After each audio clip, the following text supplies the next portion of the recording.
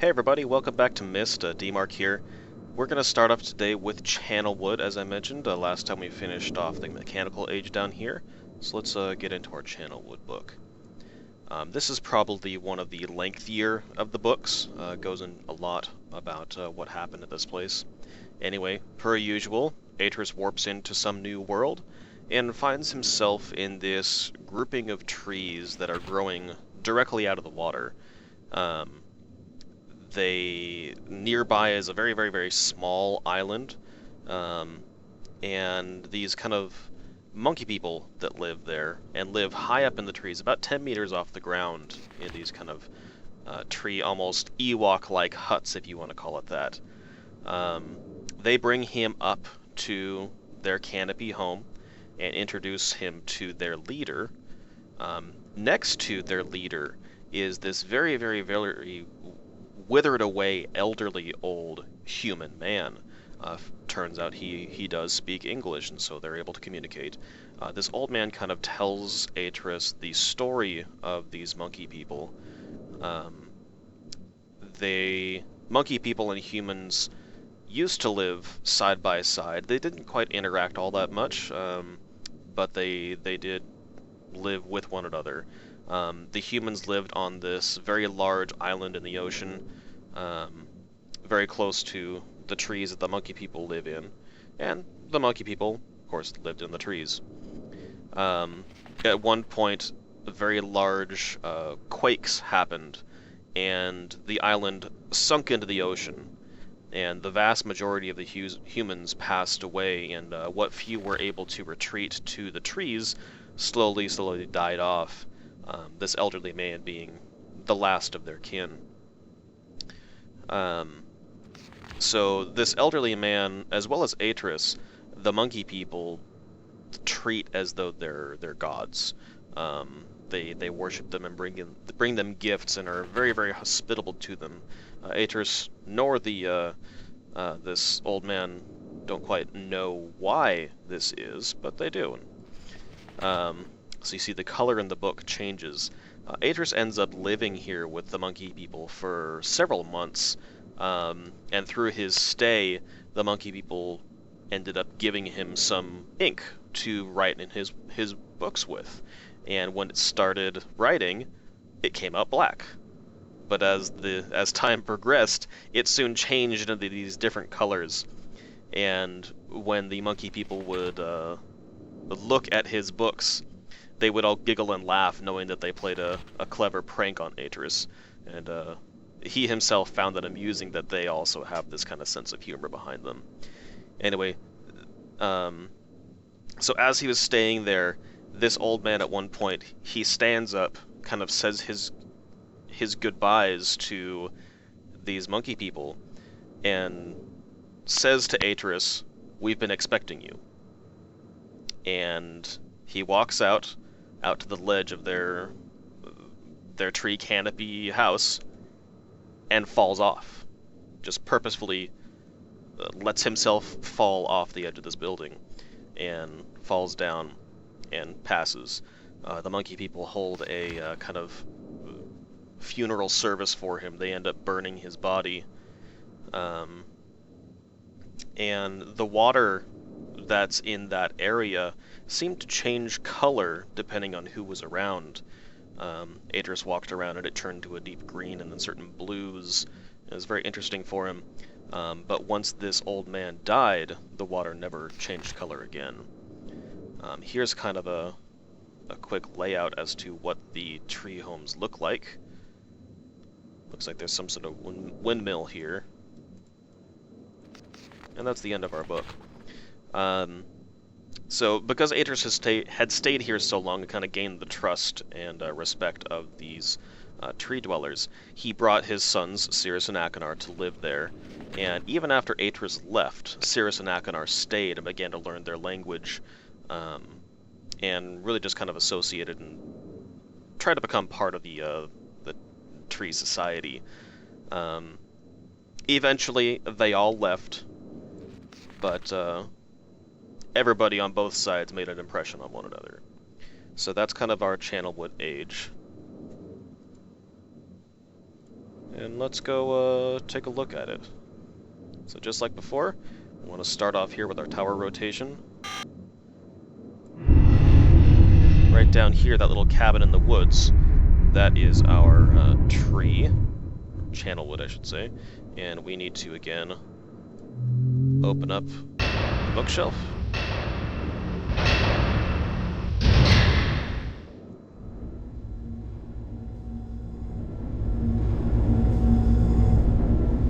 Close the door, and go up.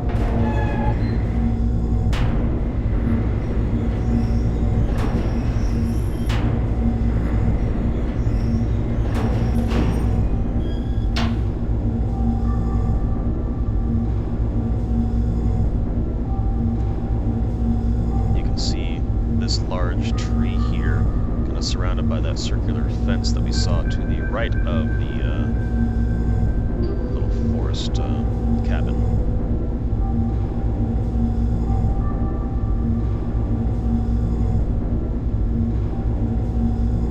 Check out our hint.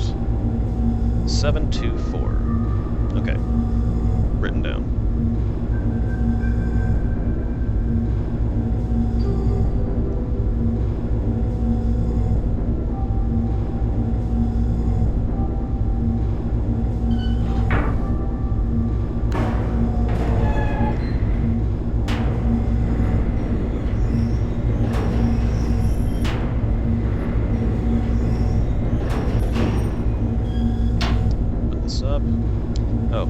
Go too farther, I completely forgot.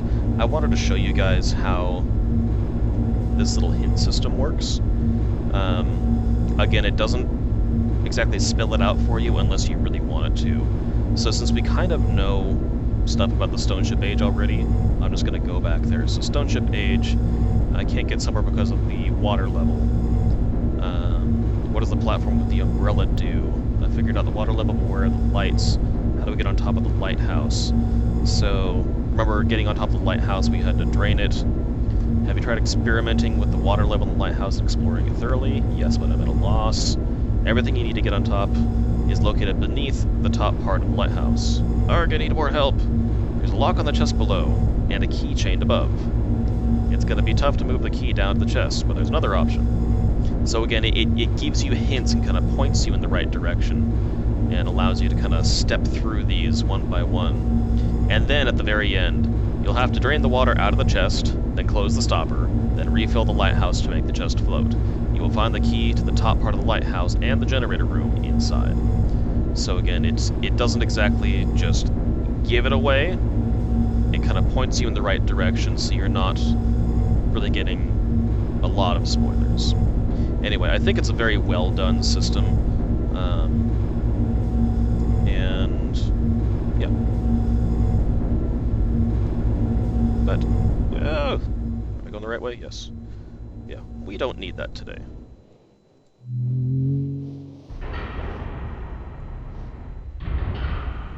Alright, outside. Is it still nighttime? Yep.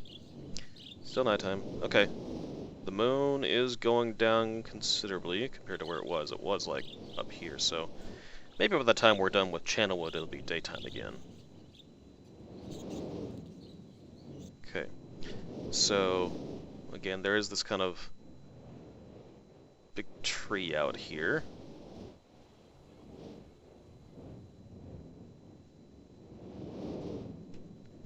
Come on, game, work with me. There we go. Stock audio door opening. Alright, so we have this kind of canister with a PSI indicator, something down here, a picture of a tree,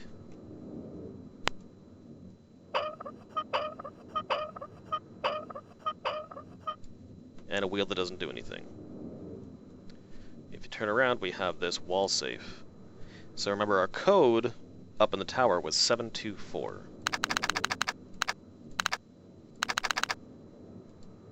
There we go. Oh, go back in. You got a box of matches. Open her up, and our cursor turns to a little hand with a match. Now, I know this is the stupidest thing in the world, But now that we have a match, oh, maybe this is a boiler. Maybe we can light the boiler. And you click everywhere. You can seem to interact with that your mouse turns to a pointer. It doesn't do anything. I'm sure there's lots of people out there, myself included, who facepalmed a lot when they came across this point and finally figured out the solution. You have to strike the match against the match box in order to get it to light. Took me so long to do that. So you just kind of hover it over the little pilot light here and that gets lit. And now we want to turn this up and you see the flame kind of grows. So you hear a noise, a ka-chunk, ka-chunk, ka-chunk, and you see that PSI indicator going all the way up, ka-chunk, all the way down, ka-chunk, all the way up, ka-chunk, all the way up. So something is happening. If you got surround sound, you can kind of hear it in the direction where that tree was coming from. Okay, so now it has stopped. And if you let go... Oh, sorry, you have to turn it down. Okay, so the PSI is going the opposite direction. We don't know what's going on. Well, let's go find out. So we've got a tree that presumably was going up before, and is now going down step by step with this conveniently sized human hole. Now let's go downstairs.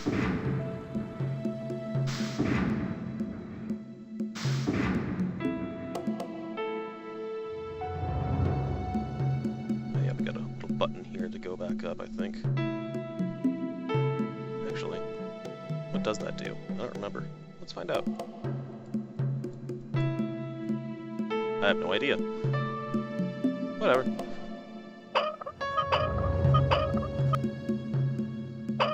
Nope. Okay, that brings it back up.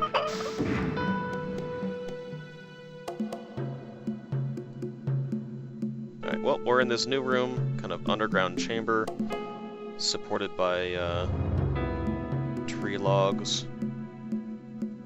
And we have another book.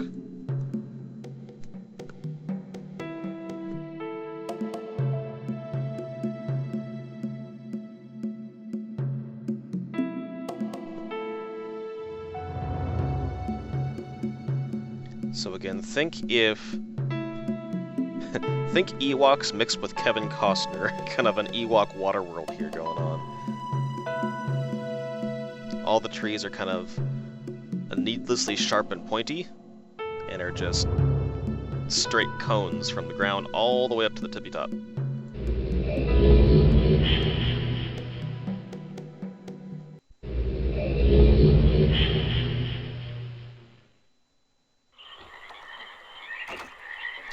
got some nice ambient frogs and crickets and birds, and we're on this kind of catwalk on top of the water. And there are these pipes running along the catwalks, connected by these little Y junctions. So I just want to illustrate that in the original game, as a reminder, it was a point-and-click, screen-by-screen game. You can easily see how many catwalks there are here, and screen by screen by screen, when you've got lots of these same-looking trees and same-looking platforms and same-looking pipes, you would easily get lost walking around here and constantly backtrack. The advent of 3D in this game makes this so much more pleasant to play. Alright, so we have this thing connected to the pipe at the end of the walkway. It doesn't do anything, but maybe if we make something come through the pipe, it'll power that up. So let's just kind of trace our pipe. It splits off in either direction. I'm just going to go this way. Okay, so right now this is pointing toward this dead end. My guess is there used to be some sort of tree thing up here, and it has since collapsed.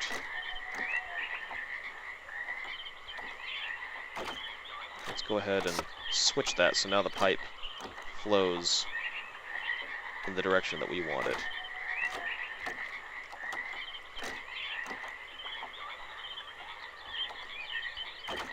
Get another junction here. Okay, so this is already pointed in our direction. Had we want it to go this way, we could just flip the switch and we had another junction box here to go left or right, depending. So there's lots of different combinations of how you can make the water go in and out.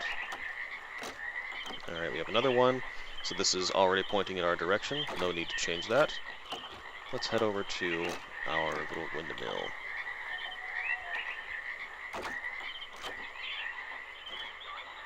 Pipe's still running up. This, I think, might be a hose at this point, but no matter. Okay, we've got a large barrel of water. Got this churning thing. Looks like inlet pipes. And to supply the big bucket or reservoir full of water.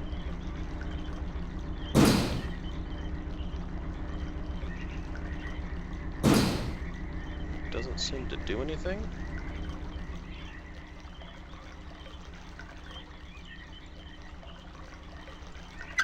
There we go. Okay. So we got water flowing down there now.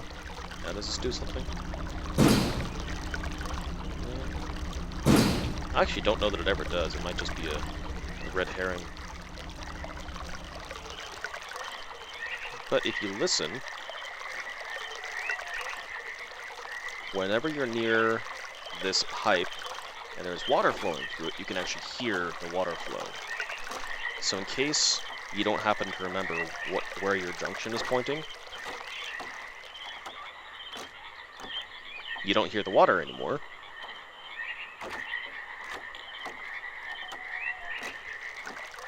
So you know you gotta flip your switch. But we have already set our water pointing in the direction that we want, so let's just kind of follow it again over this way. There we go.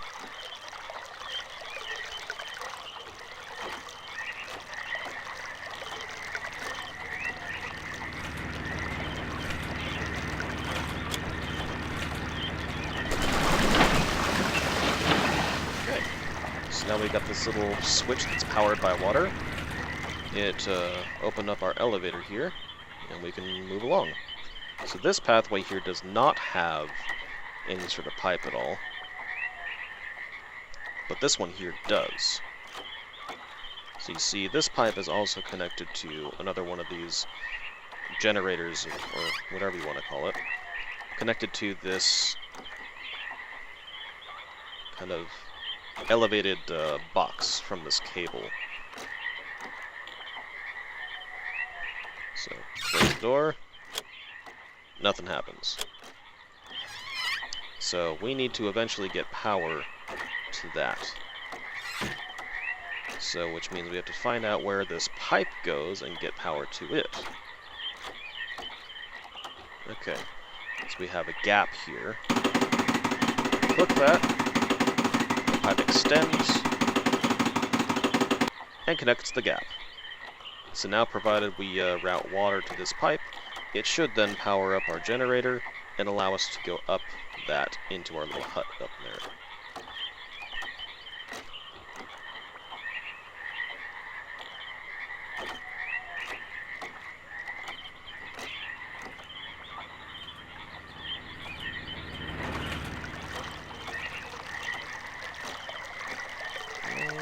Back. Jump cut. Where am I? Okay. Alright, so that's where we came from.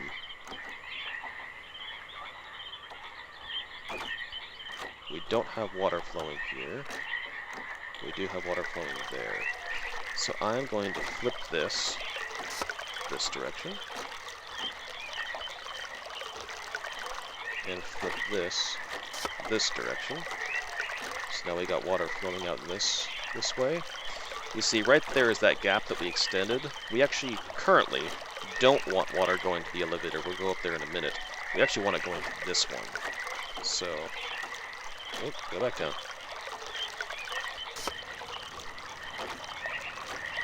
Let's go to this elevator here. Generators power. Step inside. Close the door. Lever.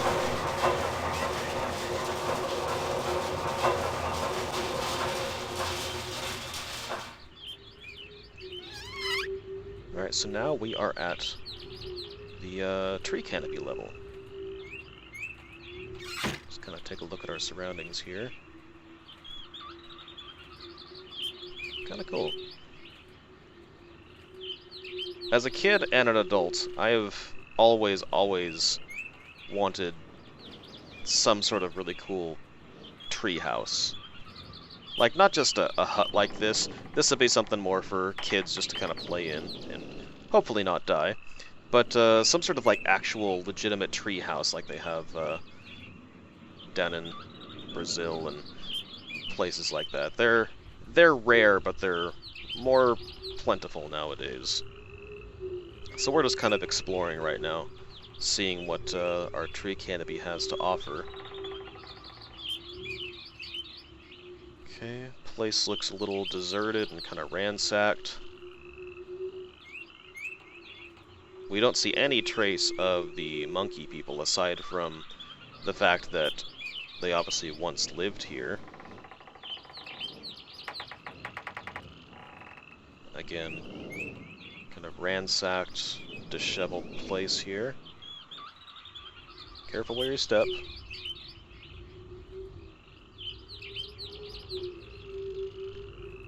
You got some clay pots.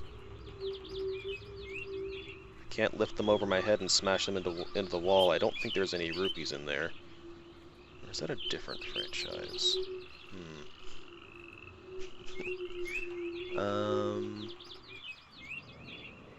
Let's go this way first.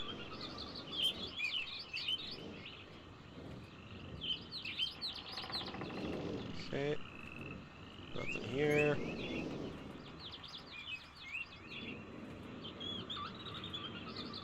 Nothing here. Ah. We've got this, okay.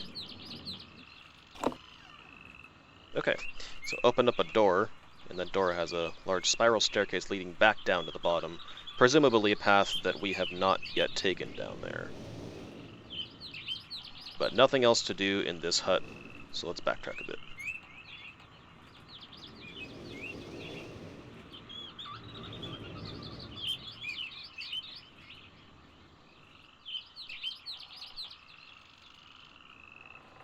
Yeah, I don't know how a civilization really lived here. It's like, where do they sleep? There's like no tables anywhere, barely.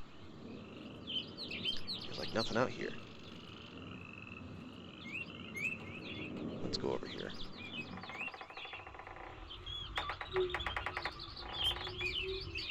Nothing, nothing.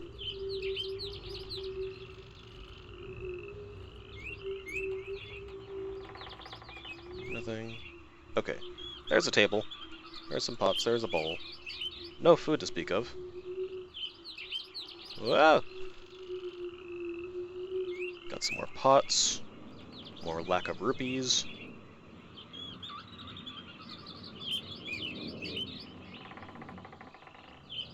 And back here. Okay. Easily get turned around in this place. Yeah, this way.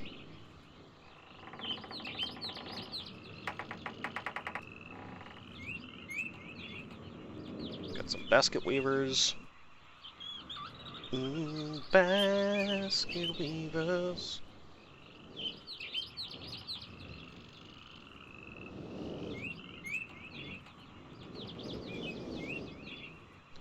Nothing here. Doors and or windows have been torn down, thrown on the ground. Okay, and now we've got that little spiral staircase. We've also got another elevator. We have a light in here. Okay. But the elevator itself is not turned on, so we need to turn that on.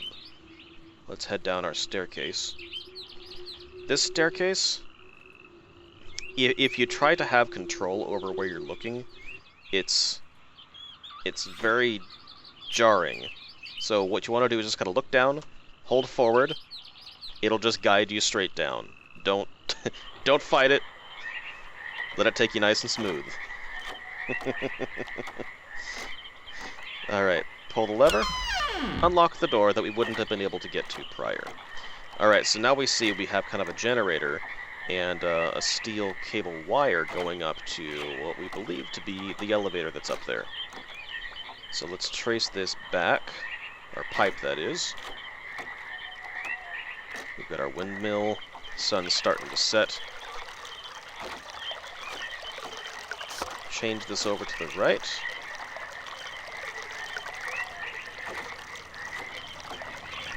Move the water to our generator, which is now turned on. Head back upstairs. Again, just let her take you.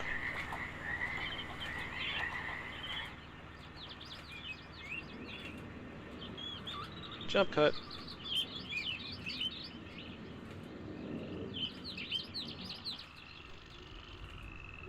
Alright, back at the top. Let's see if our elevator's working now.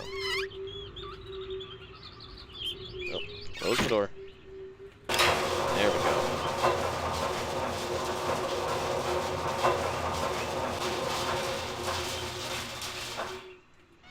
Okay, so now we are at the top level of the forest. There's a hut back there, and we've got 2 huts over here. Let's go to this one first.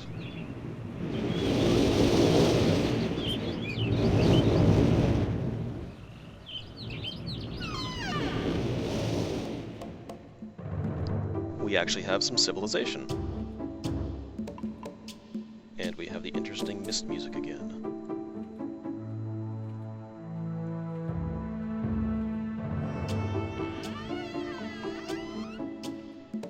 Kind of little spinning gyroscope. Pen and quill. Could possibly have been Atris's at one point. Ah. Whoops. We have a red page.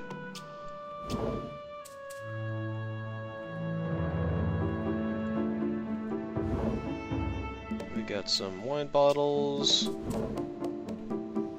We have a knife. And we have a paper.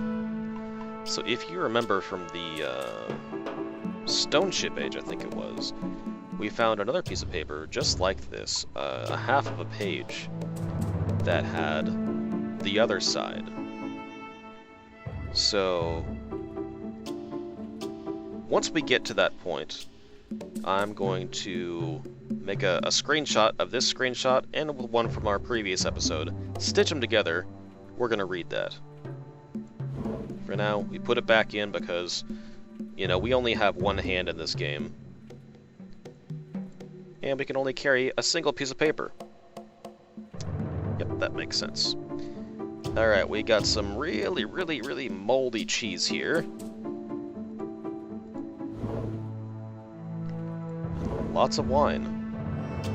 So this being a red page, Akinar seemed to enjoy his liquor. It's getting dark.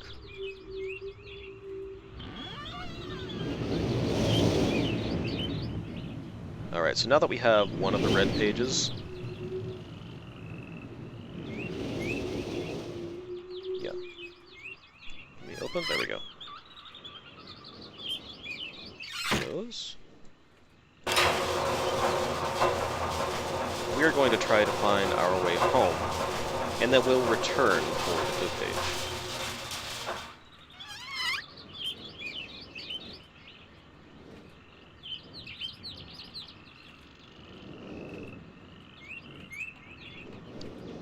Flashlight here.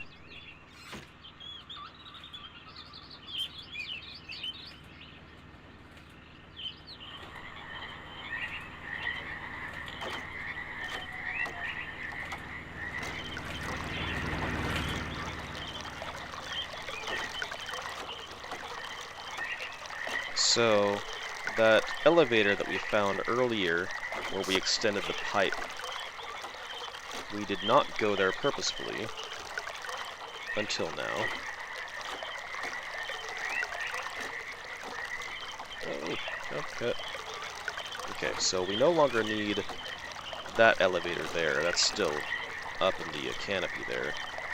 Since we can get up and down with that spiral staircase, let's reroute the water over there.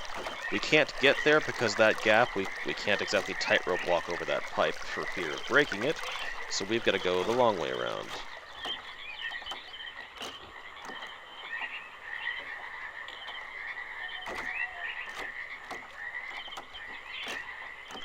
That's a big moon.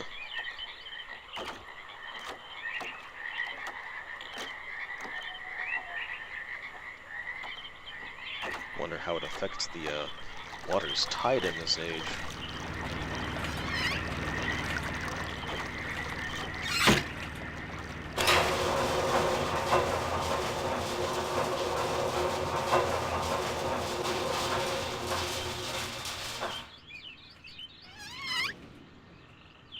Alright.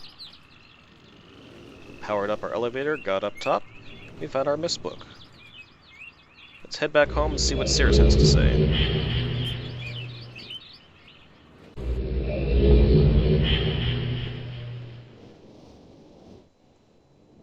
Alright, nope, that's blue. Here's red.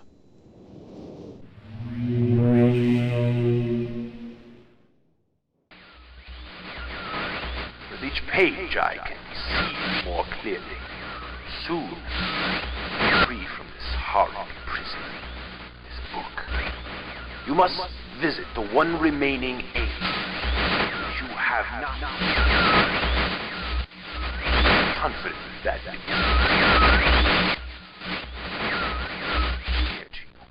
my brother Akana is demented. He is guilty. He took advantage of the freedom our father had given us. Akana began to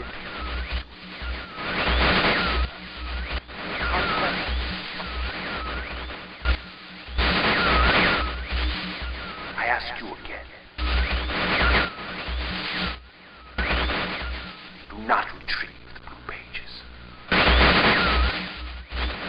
He will destroy both myself and you, just as he destroyed the other pages of Myst.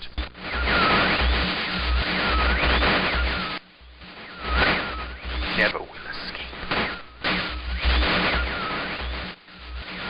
You must simply bring the red page.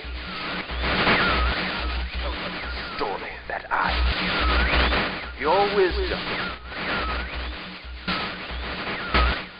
You will see that I am innocent and he is guilty.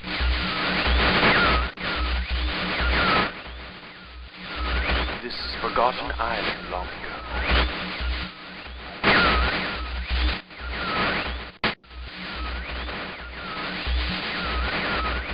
I will owe you my life, and you will be greatly rewarded.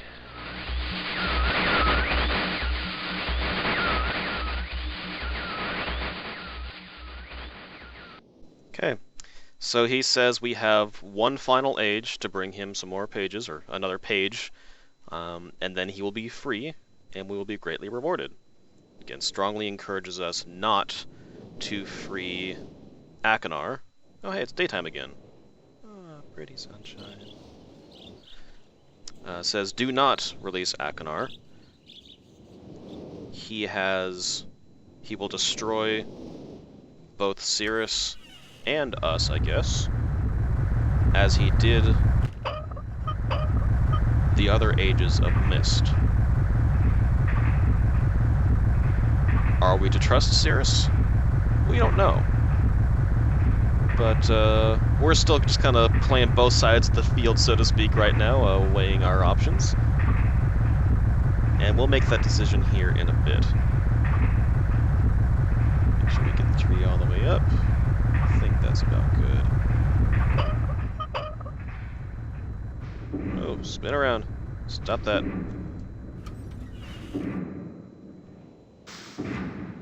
Okay. So this will probably be a longer episode here. But it just doesn't seem right to cut these age trips in half.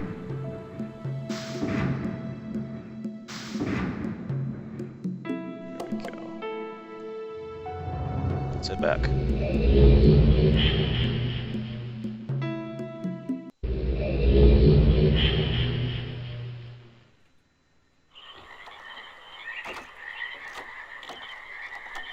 Okay, so we need to go back up top into the canopy.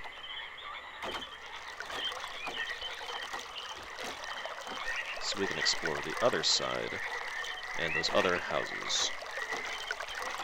Switch back to our sky elevator up there. Alright, off we go. Yeah, see the tips of these trees? They're just like... I would hate to skydive into this location.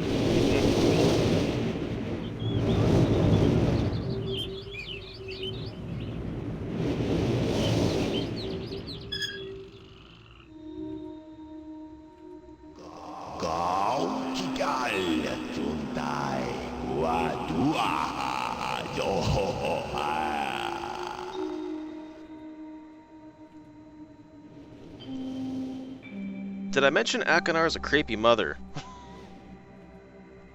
Yeah, once again, creepy tribal-looking mask. We've got these weird plants and rebar holders and another creepy mask. And then this thing. It's like, do you stick people's torsos on there, it chews you up, and then tosses the body parts down in some sort of cabinet down there? It's just disturbing.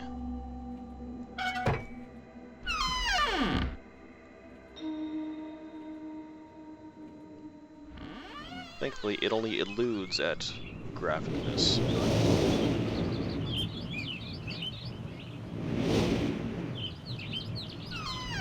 See the lock is busted.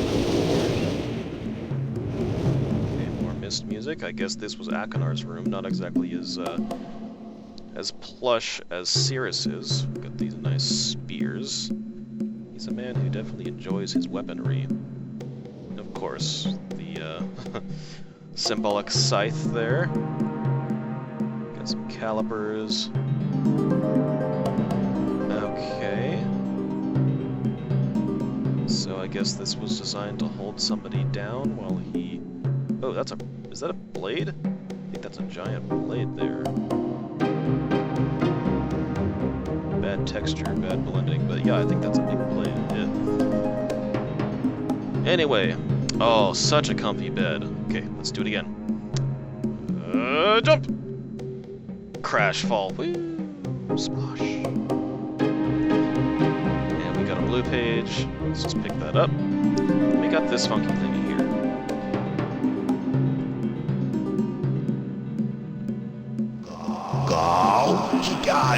It's the same message that we watched. No, same thing. So, presumably, he would push this button when somebody was in that other room, and it would send one of these messages, or a new recording of himself, into the other room. What's this one?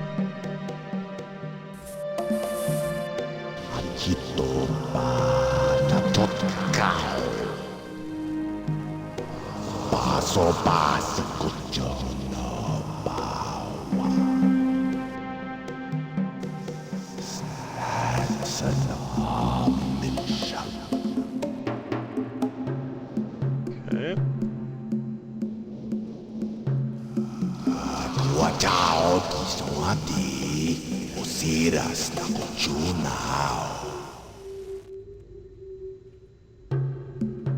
And again, per Atris's writing for the Channelwood Age, seems like they all learned some of the tree dweller language, as evidenced by this even more.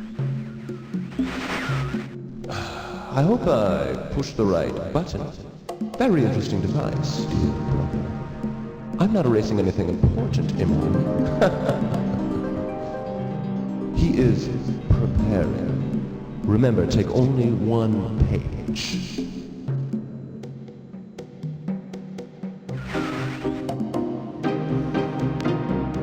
Okay, so it seems as though they were kind of feuding in other ages, and they may be plotting something together. Don't know. I just now noticed this. You can kind of see a light peering through the window, and it's slowly rising as the sun in turn sets in the distance. Wow, it's already nighttime again.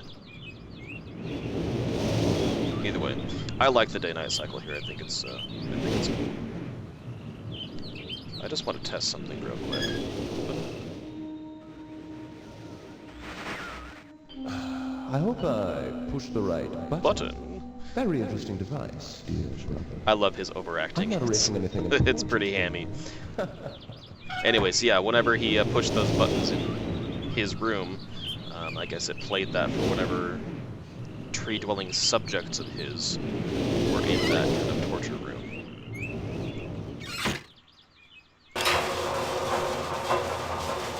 Alright, so we got our blue page.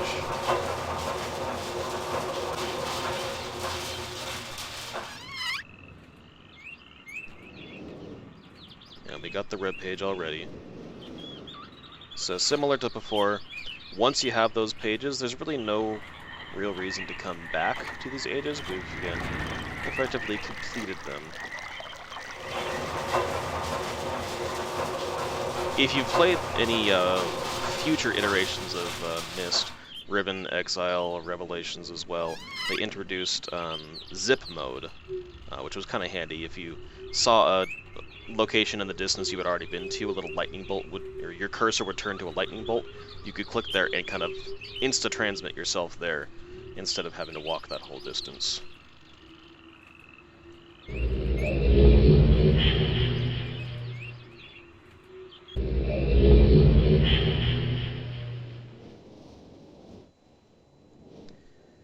Alright. Creepy dude. Let's see what insane ramblings you have for me today. My friend. Bring in the blue pages. I see. Convinced Cyrus is guilty. Pray, do not release him. He will destroy me, just as he did. Innocent bystander. I've been wrongfully tricked into imprisonment. And you have observed his unbridled lust for riches. In the 4 remaining worlds. Gruesome plot. It was almost perfect. Final blow to father. You tricked him into believing that it was I who was the murderer. I didn't murder father. Bring me the remaining. Please. A liar. All in a liar. Must not be free.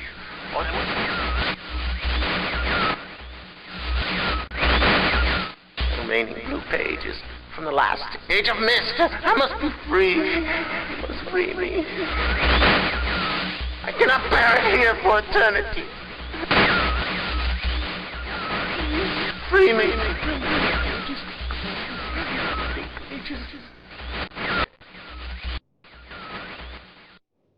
So what we gathered from that, he's still stark raving mad.